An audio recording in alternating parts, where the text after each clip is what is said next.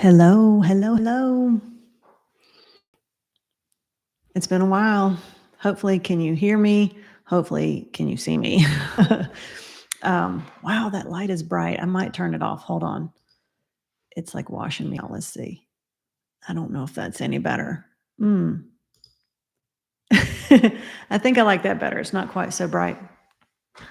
Um, anyway, hello. I'm Leo, and I'm one happy widow, by the way.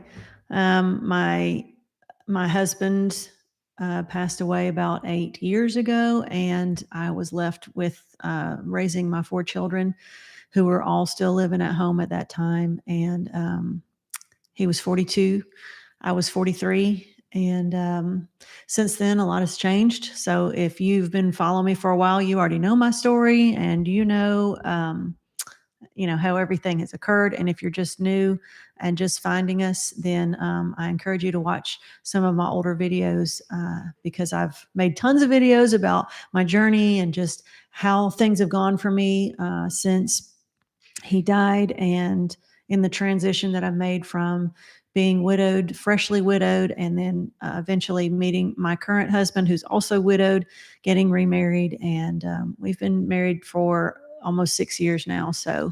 Um, so a lot has changed, and I don't come on here and make videos as much just because I feel like I'm in a different phase of life, and I, I have, like, my grief is just in a different place. And a lot of the times I think that I don't really have a whole lot to talk about to the widowed community, because I just feel like my life is so different now. And being a widow is not like the central focal point of my everyday life anymore. So I'm not dealing with being widowed in the same way that I did in the beginning. And so sometimes I wonder, if the issues that I'm facing right now have to do with my grief, or if they just have to do with just living life and getting older and the state of our country and all those things. So I don't come on as often as I used to, and I don't really want to like rehash a lot of the same topics that I've already talked about before. But I do want to keep coming in every once in a while and just letting you know that I still think about all of you, and I still struggle with a lot of things. And I will say that it has really been heavy on my heart for the past several days to make this video, because I'm probably going to cry a little bit. I try not to do that, but this week has been a tough one. And so if you live in America, I'm sure that you know why. If you're widowed, I'm sure that you know why as well.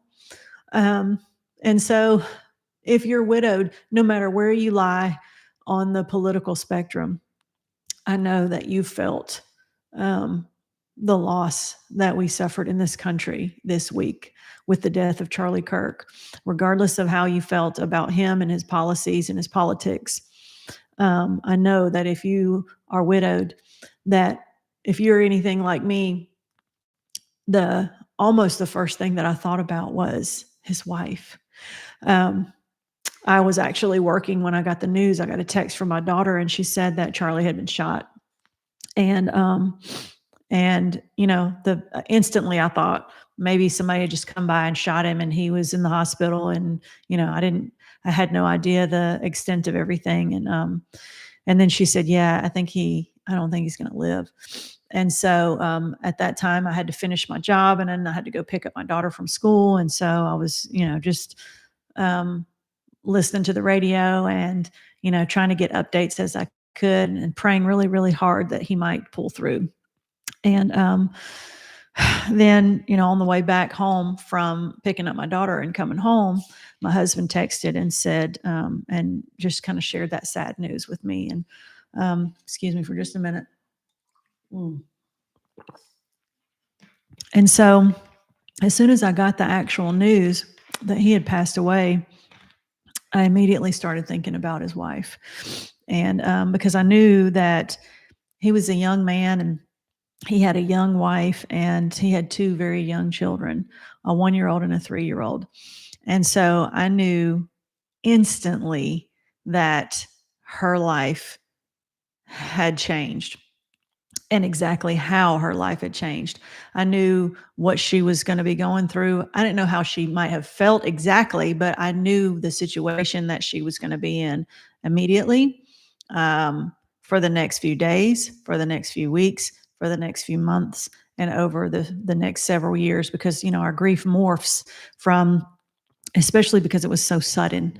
I'm sure that they knew that it was always a possibility with the way that his job was. It was a possibility that he had a dangerous job, but you don't ever really think that something like that's going to happen. I've heard different stories about whether she was actually there and witnessed it or not. But regardless, it's been all over. It's been all over. And so, I didn't even want to see the actual footage of it, but I was watching someone else's video and then it just kind of popped up on there. And then, seeing it just really like put a visual into my brain that I didn't really want to have. But so yeah, I mean, I'm saddened by the loss of Charlie actually, but this past week I've really, really just, my heart has been breaking for Erika Kirk and her two little babies. And so, and I was watching all the news and watching how everybody was, was giving condolences. We're so sorry for her loss, and our hearts go out to her, and we feel bad about her, and I kept thinking, you guys have no idea. You have no idea of the magnitude. It's just so easy to just kind of say sorry for your loss and then go about your merry way and talk about all the other things that kind of go along with it. But um, I just felt like this. I felt this heart connection with her, because, like I said, I know that not only has she been flung into this widowhood status almost immediately, but also that she is now having to do all of her grieving in public. Can you imagine? Can you imagine the entire world watching you, looking to you, wanting to talk to you, wanting to hear from you, having cameras all over and cameras on your children, right at the same moment where you're trying to deal with the one of the biggest losses that you'll ever deal with in your life, and not knowing how to act, not knowing what to think, and right now she's in total shock and denial, right? Um, when she came in and made her speech, I watched her speech because I really wanted to hear from her, and I really wanted to. I had never actually like paid attention to her much. I had followed Charlie Kirk, but I had not followed his wife or any of their social media or anything like that. So I really just kind of wanted to see how she was doing and what she might say. And so if you guys have watched the first speech and the first time that she publicly spoke after Charlie's death, if you haven't watched that as a widowed person, you need to watch it. Regardless of, like I said, your political or religious affiliations or anything like that, you just need to watch it from a widow to a fellow widow, because it will really make your heart swell with pride, but also just with sympathy about where she is. And I kept thinking, wow, she's so strong. How is she even able to say what she's saying without breaking down and crying? How is she not, shaking her fists and wanting to just be so angry and mad and crying out and all the things that we feel on the inside in our hearts and in our minds? But then I realized that when she came on to give that speech, it was probably 3 or 4 days after he had been killed. And I knew at that time she is still processing the reality of him being gone forever. I mean, I am still processing it. Like, it's taken me this whole week and I've been thinking about it and thinking about it, and thinking about it. And, just like, I can't believe he's gone. I can't believe somebody shot him. I can't believe that, those things happened to him. I can't believe somebody did that. And to have somebody alive and well and speaking and doing everything, and then the next second they're gone like that. And then to have seen it happen on camera and to see everything be so public and it just go from one thing to another so quickly. It, just that instant loss and the instant news of that loss took me personally right back to that moment. Now, my husband did not die unexpectedly like that. He wasn't shot or killed. He had cancer, and so it was pretty fast in the way that it happened. But we had a few months that we knew what was coming, and we had a chance to prepare for things, and we had a chance to say the things we wanted to say. So it wasn't an unexpected thing like that. However, it did bring me back to the moment where we found out that he was sick. So I can remember getting the phone call from him where he said, "Are you sitting down?" And I was like, "Yeah, I'm laying down. It's the middle of the night." Of course I'm tired and I'm getting woken up, and I'm not in a good mood. And so I'm kind of snappy. It's like 2 o'clock in the morning. And he was like, "Yeah, the doctors say that I might have cancer." And I'm like, "You're in the emergency room with a stomach ache. Who goes to the emergency room with a stomach ache at age 42?" And the emergency room doctor says, "You might have cancer. You need to go see an oncologist." And so I'm thinking, okay, he's blowing some things out of perspective. This is what I thought at the time. I mean, I'm just being honest with you. These are things that you don't instantly think that that's a real thing. But anyway, that was the first, like, you know, time that they actually said the word cancer. And I'm like, "Okay, you don't have cancer. Come home. Let's make this appointment that they want you to make. We'll see what they say. Let's get some scans. Let's get some blood work. Let's get some proof." Right. And so, I didn't even want to entertain that thought. But then when we went to the hospital, and he had gotten his scans done, and we were going to the hospital to get the results of his scans, and we were talking to the oncologist. And I can remember when we walked up to the hospital, right before we went to the front doors, he just stopped, and he just hugged me really hard, and he was trying not to cry, because at that moment I didn't really think about it from his point of view. But he was walking into a hospital about to get news of whether he was dying or not. And it was like he wanted to just hold on to that moment for just a little bit longer, of not knowing whether it was true or not. I can only imagine what he was going through at that time. Be like, "I'm fixing to get the news, and I really want to hear whether I'm going to live or die, but I really just want to hear whether I'm going to live."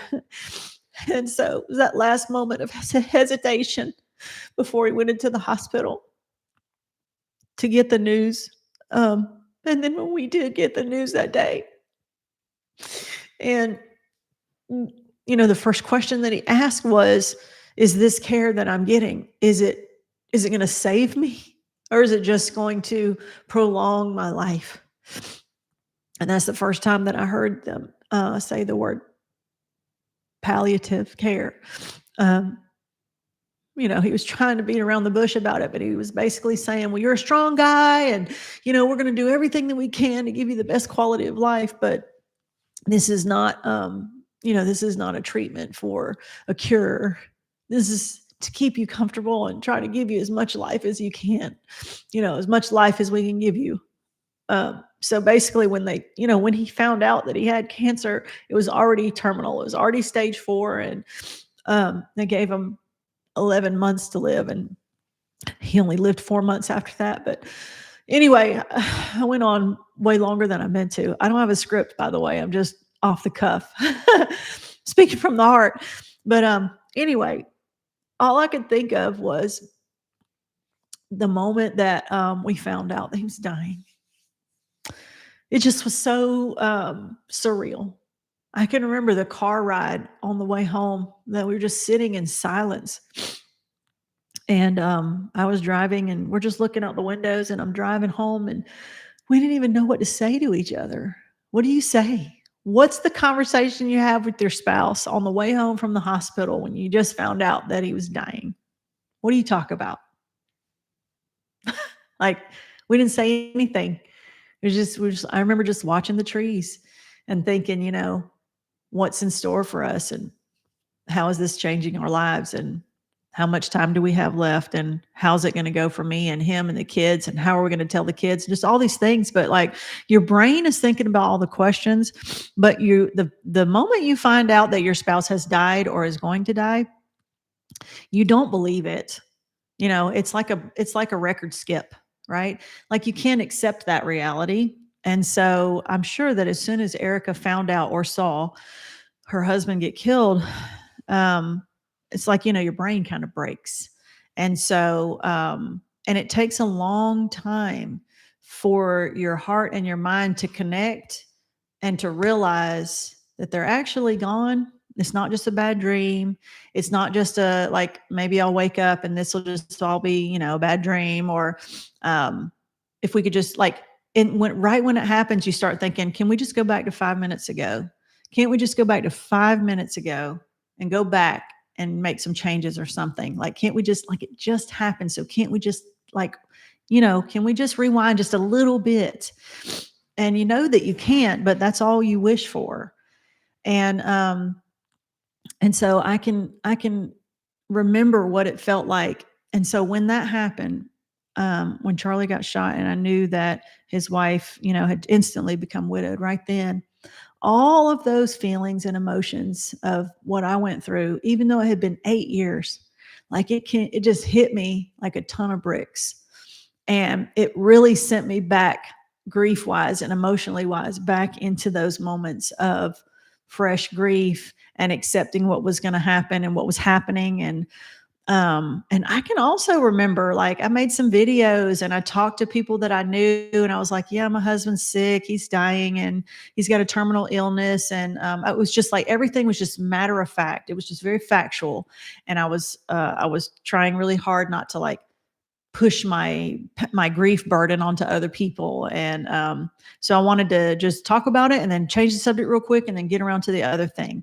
Even when I tell people now, I go on Whatnot and I do live shows and I talk about my late husband, or I talk about, well, I haven't sewn in so many years because I'm selling fabric. And the last time I sewed was, like, right before my husband got sick.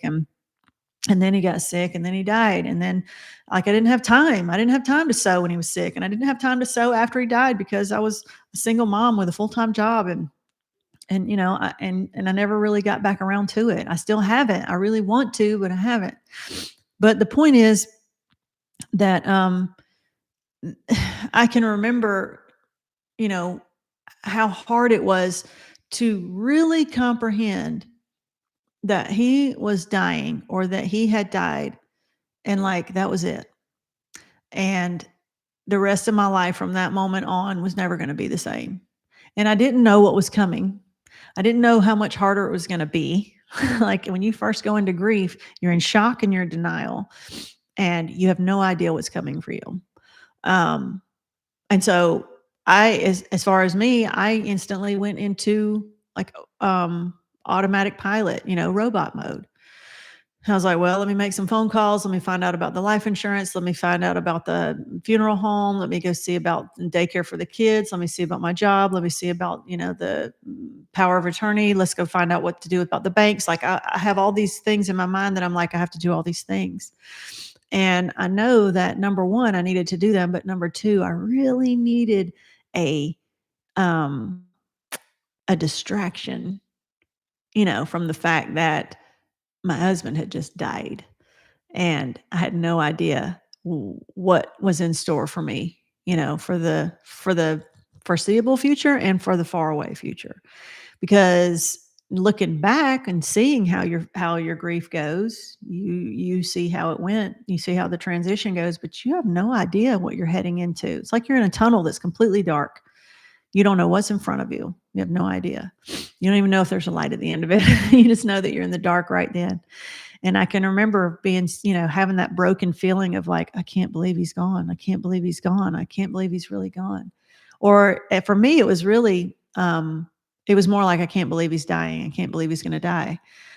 Because that whole brain break thing happened at the diagnosis, not necessarily when he actually died. There was a little bit of that when he died, but it was more of a relief because he was in so much pain.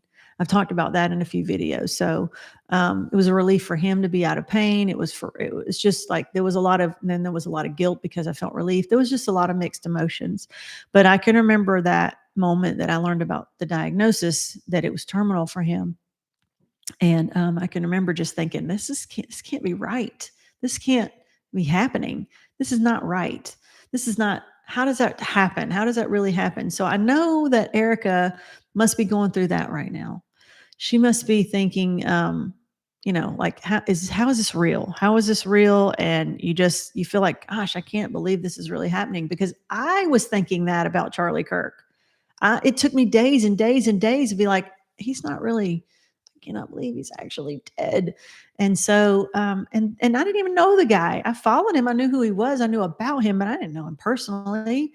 And so for me, having to struggle so much with the fact that he was actually gone, I knew that his wife was going through that same disbelief, and I had been through it before. So I knew exactly what that type of disconnect feels like. And my heart really went out to her. And when I saw her on that stage, not the stage, but like the podium next to her husband's chair, and she was talking about him, um, I just, I was very proud. I was very proud of how strong that she was. She looked awesome. She didn't say, I'm sure she had a really good makeup crew, and she's a former beauty pageant person. So she's beautiful anyway. And so I know she had people to help her not look tired and not look like she'd been crying a lot. And she talked about how she hadn't slept much. And uh, mm. she talked about how proud she was of her husband. She talked a little bit about her children, and then about how much he loved his job, and those kinds of things. And I thought, gosh, she's really a strong woman. And then I realized that the only reason why she's able to stand up there and do those things is because she's not really believing yet. Like, she hasn't got to that point yet where the reality of her husband not being there for the rest of her life and the rest of her kids' life has not hit her yet. And so she's on autopilot. And she's got a lot of people surrounding her and pushing her here and pushing her there and telling her what to do and having all these things, set up for her. She's real busy right now. And that busyness is probably what's keeping her from falling apart. Because I'm sure that at night, when no one's around and the lights are off and the bed is empty and it's real quiet, those are the times when she has to think about the reality of what's happening and how this is all really, really true. And she'd shed a few tears, but she was very strong. I have to give it to her. She did not break down even as much as I did in this video. And but what really touched my heart was when she talked to him as if he was standing there still. She called him, she said, "Charlie baby, I love you," and "Charlie baby," and "Charlie baby." And she just said his name like she was talking to him, like he was right there still, which also let me know that she still feels like he's right there, because he just was just a few days before that.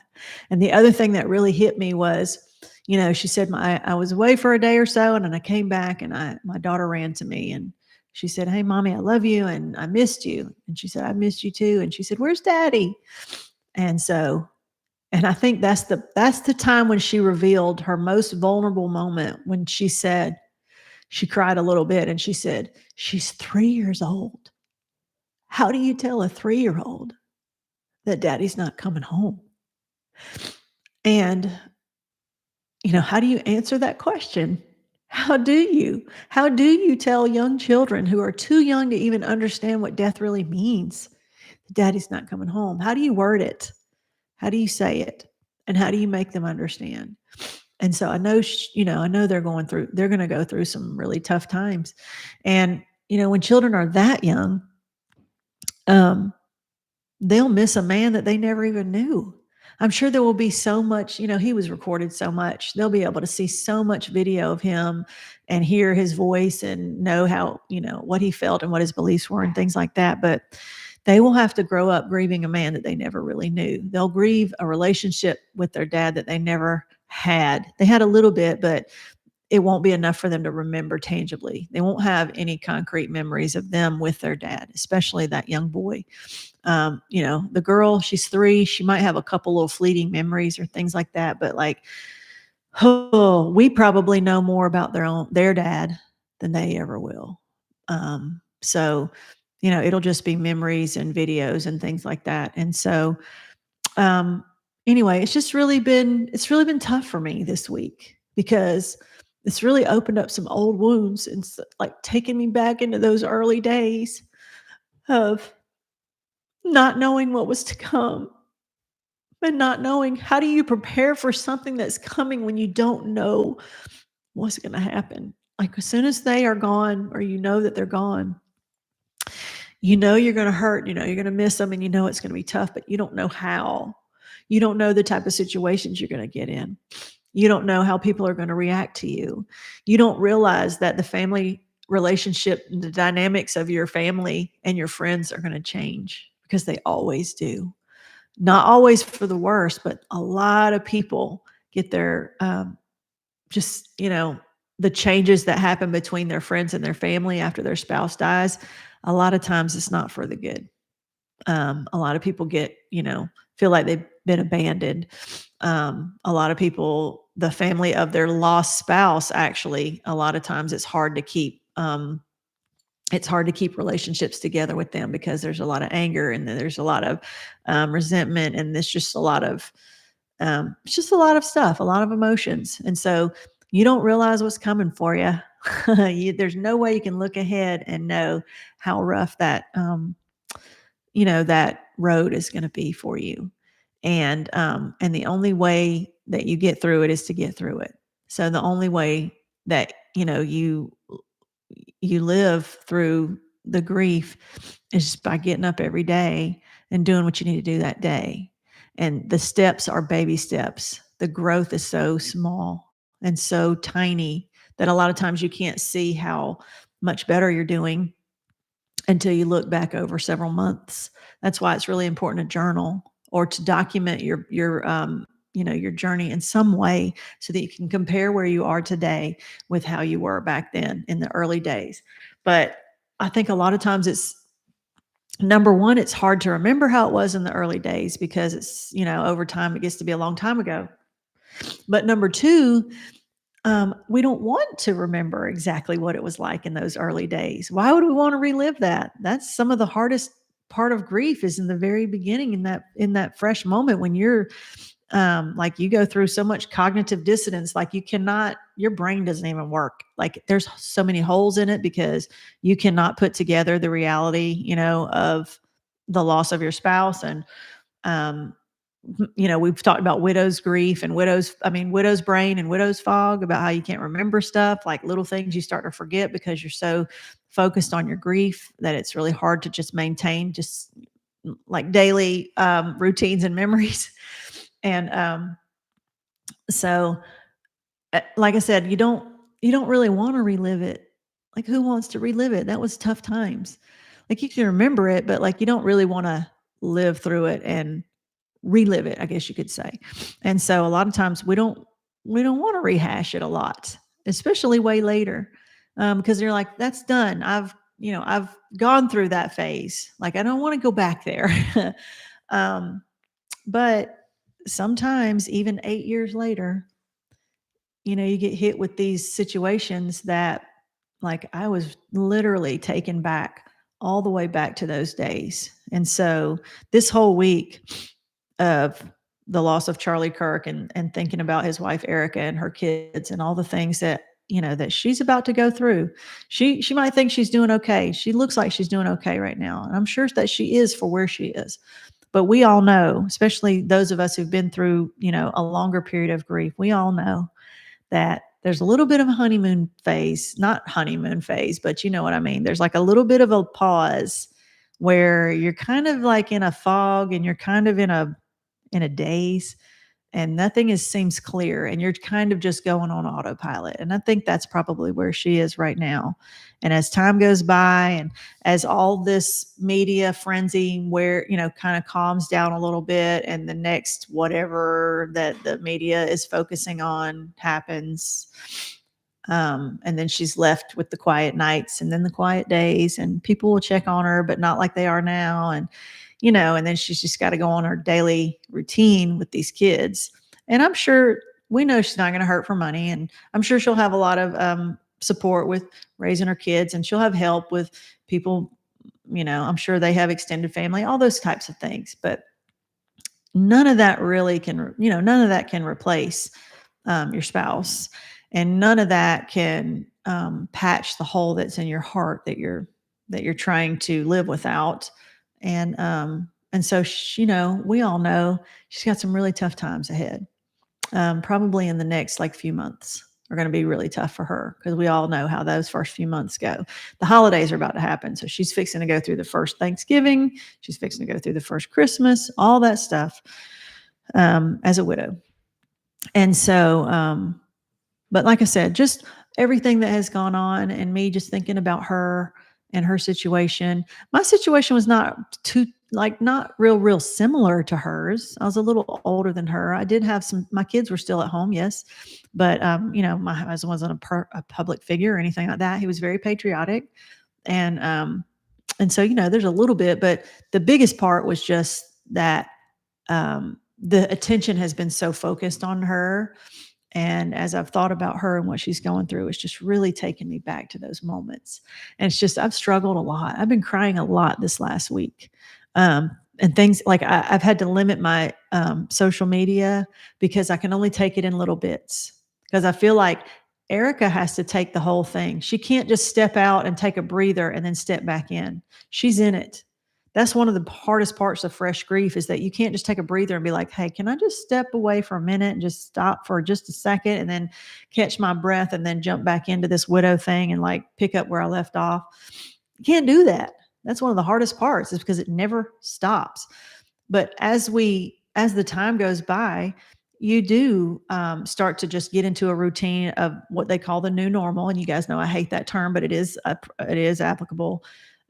You do just find the new normal and you find yourself like, wow, I haven't really thought about my widowed status for a few hours or half of a day or, things like that. And so you don't really want to go back in and live in the middle of it constantly the whole time. But when this first happened, it was like it's all over the news, it's all over social media, it's everywhere. And so I would pop in and get on my phone and scroll a little bit, and I would see, some tributes, and I'd see some people writing songs about him, and I'd see people making some memes about him, and I'd see some clips about him. Then I would turn around and see some really nasty things about people who are celebrating, his death. And I don't really have a whole lot of words for those people because as a widow, I understand what that person did to her and her family, not just to him, but to her and her children. And I know, what he caused all of that. And so there's no cause for celebration on any of that. And, we don't, as widows, we can relate to what she's going through. Nobody should be in that situation that when it could have been prevented. Right. So I don't really want to talk about all of that stuff. But the point is, I had to limit my exposure to social media because I would find myself getting sucked in and just really starting to cry and to hold that burden heavy and, get taken back to those moments. And I was reliving a lot of that early grief. And it was really hard to hold it in. And I was trying not to cry for several days because I could feel it welling up. And I'd watch something that would trigger me and I finally would just have to break down and just let a few tears out because I knew it was coming. You can only hold it off for so long, especially when you're going through it yourself. You get triggered, and like if you hold it in too long, and I've talked about this in other videos too, you can't just ignore the grief forever. Because if you ignore it and you just stay busy all the time so that you don't have to think about it, you don't have to feel it, it's going to build up until it decides to come out. It's either going to be on your time or it's going to be on grief's time. And grief doesn't care whether you're in a business meeting or whether you're in the car with your kid or whether you're on stage with somebody or whether you're in the middle of a YouTube video. It does not care. When it decides that it's time that's going to, have its moment, then it's going to. And so that's what I was doing this whole week is just trying to hold it down. Because I thought, I don't even know this guy in person. I don't know this woman, but I knew what she was about to go through. And I was reliving a lot of those feelings. And so finally I just said, okay, I can't hold it off any longer. I can't hold it down any longer. And so, I'd watch a little bit and I would allow myself to feel a little bit. And I would allow myself to cry a little bit. And then I'd be like, okay, I can't take any more of it. I can't take any more. I need a break. And I was really thankful that I was able to take that break. I could turn my phone off and I could not think about it for a little while. And I could go do something else until I came back. But when you're in fresh grief, when you're Erika Kirk right now, or anybody else who's in that fresh grief, you can't just turn it off and walk away. Because like it surrounds you. It's everything. It's every second of your life. It's every breath you take in and every breath you take out. You wake up in the middle of the night and it's there. Sometimes you might wake up for 2 seconds and forget, and then you instantly remember. And so I was thankful that, I could actually turn the phone off and walk away and say, okay, whew, cannot deal with this right now. And then I come back to it. But I can remember when I was in that fresh grief that when I couldn't walk away from it and I couldn't turn it off. And so I've just really been struggling this week with all of it because it's made it really fresh for me. And I've probably has done that to you guys. I haven't even read any of the chat, so I'm going to go ahead and read the chat, and I'm going to catch up with that. And then I think that's pretty much all I wanted to say and share with you guys, that even after 8 years, and I don't want to discourage anybody. I don't want somebody who's in fresh grief to be like, wow, she's 8 years out and she can't even handle this. Like, this doesn't happen very often. But you know what? Even after 8 years, sometimes it does, and that's okay.